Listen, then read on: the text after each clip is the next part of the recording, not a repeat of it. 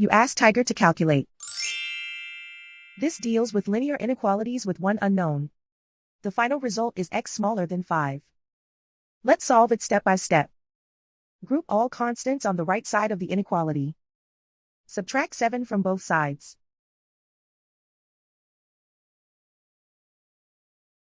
Simplify the arithmetic.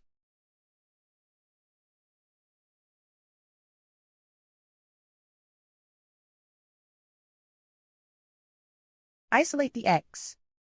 Divide both sides by 2.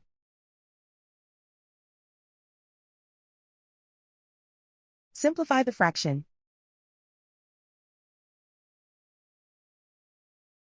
Find the greatest common factor of the numerator and denominator.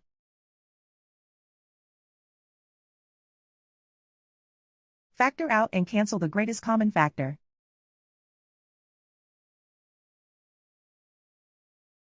Plot the solution on a coordinate grid. And so the final result is x smaller than 5.